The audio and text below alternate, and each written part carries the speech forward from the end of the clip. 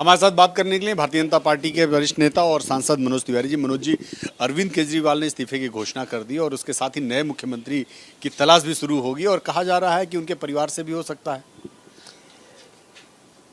अरविंद केजरीवाल के पास कोई विकल्प जब नहीं बचा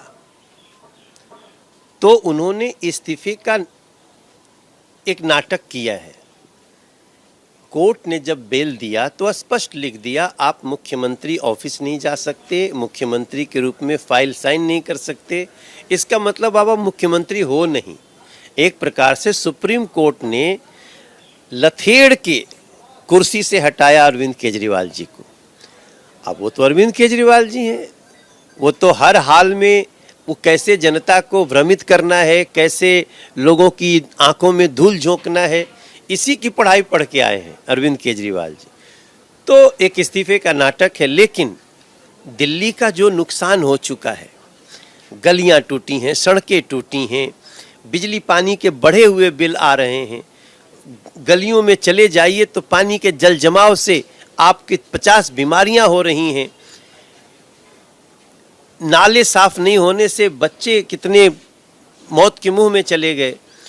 तो इस दिल्ली को अब जो नुकसान हो चुका है, क्या कोई इस्तीफा भर सकता है? नहीं भर सकता। इसलिए अरविंद केजरीवाल जी अपने जो उनका असली स्वरूप है, झूठ बोलना, उसके अंतिम चरण में है और दिल्ली की जनता अब इनको असली जगह दिखा देगी, ऐसा मेरा विश्वास है। दिल्ली बचेगी। लेकिन आज सुबह से ही बैठकों का दौर चल रहा है। अरविंद केजरीवाल की कोर कमेटी, कभी मनीष सिसोदिया मुलाकात कर रहे हैं, अभी राघव चड्ढा पहुंचे हुए हैं और थोड़ी देर में ये कहा जा रहा है कि वो नाम तय कर लिया जाएगा और कल विधायक दल की बैठक में उसको रखा जाएगा। तो क्या लगता है आपको कि कौन वो चेहरा हो सकता है? इनके कार्यकाल पूरा होने में जुम्मा 4 महीना बचा है। फरवरी फर्स्ट वीक में चुनाव होता है और अभी से लेकर के सितंबर खत्म हो गया, अक्टूबर, नवंबर, दिसंबर, जनवरी, उसमें भी 2 महीना पहले आचार संहिता लग जाएगी। तो ये 2 महीना के लिए जिसको भी चाहे बना लें, इनकी अपनी लेकिन आप देखिए, लोगों की आंखों में धूल झोंकने के लिए इस 2 महीना में ये बहुत नैतिकवादी बातें करेंगे, ऐसी ऐसी बात करेंगे, आपको लगेगा अरे इससे तो अच्छा कोई नेता ही नहीं है। लेकिन अब दिल्ली भूलने वाली नहीं है। क्या बुजुर्ग भूल जाएंगे कि उनका पेंशन बंद हो गया? क्या गरीबों को प्रधानमंत्री आवास योजना नहीं देने दिया अरविंद केजरीवाल ने दिल्ली में, वो गरीब भूल जाएंगे? 10 साल से एक गरीब का राशन कार्ड नहीं बना, क्या गरीब भूल जाएंगे? झुग्गी में रहने वालों का वही पानी के लिए समस्या, वही जल जमाव से समस्या, क्या झुग्गी के लोग भूल जाएंगे? क्या किसान भूल जाएंगे कि वो जहां थे वहां से और पीछे चले गए, किसानों का स्टेटस तक छीन लिया गया? दिल्ली में म्यूटेशन तक नहीं हो रहा है, पिता की संपत्ति पुत्र को कैसे होगी नाम नहीं चढ़ रहा है, ये दिल्ली दिया अरविंद केजरीवाल जी ने। तो कोई कुछ भूलने वाला नहीं है।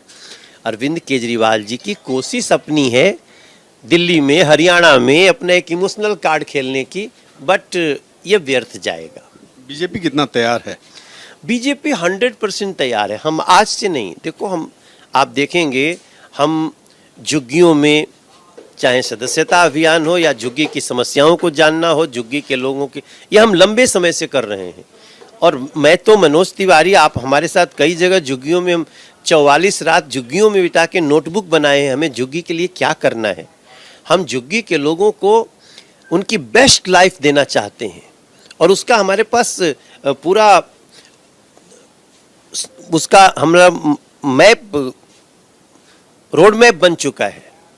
उस आधार पे हम दिल्ली के लोगों को बेस्ट दिल्ली दे करके उनका काम करेंगे। बस एक बार नरेंद्र मोदी जी के हाथों में डबल इंजन मिल जाए।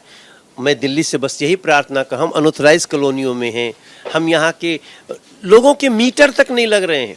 आप जान के आश्चर्य करेंगे कि दिल्ली में लोग 20-20 रुपया, गरीब लोग 20 रुपया यूनिट टेम्पररी मीटर लगा करके देना पड़ रहा है।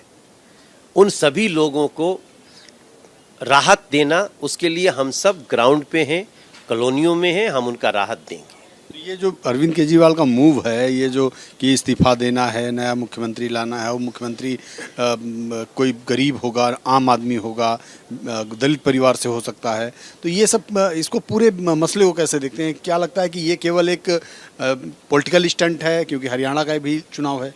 पॉलिटिकल स्टंट है, मजबूरी में उठाया गया कदम है। देखो, सही में अगर अरविंद केजरीवाल दिल्ली का उनके दिल में स्थान होता ना, तो जिस दिन जेल जा रहे थे उस दिन इस्तीफा दे देते, किसी को सीएम नियुक्त कर देते, तब दिल्ली इतने दिन सफर नहीं करती। सफर तो उनके पूरे कार्यकाल में की है, लेकिन इतने दिन तक तो दिल्ली चल ही नहीं रही है। उस दिन तो सीएम नहीं घोषित किया। किसने नहीं किया? लालू जी ने नहीं किया, कि हेमंत सोरेन ने नहीं किया, ये तो रिसेंटली है, और भी बहुत सारे एग्जाम्पल्स हैं। तो अरविंद केजरीवाल का ईगो बड़ा है, दिल्ली का दर्द उनके लिए बड़ा नहीं। सर, एक अंतिम सवाल है, चूंकि पूरा विपक्ष जाति जनगणना की डिमांड कर रहा है, केंद्र सरकार ने भी जनगणना की बात कही, लेकिन जाति जनगणना की बात अभी नहीं हुई है। आपके एनडीए के भी दोनों घटक दल, उन्होंने भी जाति जनगणना की पैरवी की है। आप इसे किस रूप में लेते हैं? देखिए, किसको नहीं पता है वो किस जाति का है, या किस जाति में कितने लोग हैं, किसको नहीं पता है। लेकिन जातियों में देश को टुकड़े टुकड़े बांट करके जो नुकसान करने की प्रवृत्ति दिख रही है, वो ठीक नहीं है। जनगणना ऑलरेडी है, रिजर्वेशन में हर व्यक्ति है, नीरज जी भी रिजर्वेशन में है, मनोज तिवारी भी रिजर्वेशन में है। अब तो इकोनॉमिकली वीकर सेक्शन, ब्राह्मण हो, ठाकुर हो, भूमिहार हो, कायस्थ हो, या फिर मुसलमान को भी अगर पहली बार किसी ने मुसलमान के गरीबों को रिजर्वेशन दिया तो नरेंद्र मोदी सरकार है। तो अब तो इस सब कुछ होने के बावजूद भी देश को जातियों में बांटने की क्यों कोशिश की जा रही है?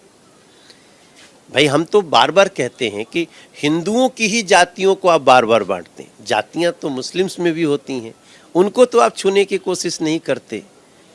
क्यों हमारे देश को इस तरह से कमज़ोर करने की कोशिश कर रहे हैं वो लोग, जिनकी निष्ठा लोगों की बेहतरी में नहीं, सिर्फ सत्ता सुख में है। मनोज तिवारी थे, साफ तौर पर कह रहे हैं कि केवल ये पॉलिटिकल स्टंट है अरविंद केजरीवाल का, जो लगातार इस तरह के बयानबाजी कर रहे हैं। अगर उन्हें इस्तीफा ही देना था तो जिस दिन जेल जा रहे थे उस दिन ही इस्तीफा देकर किसी को मुख्यमंत्री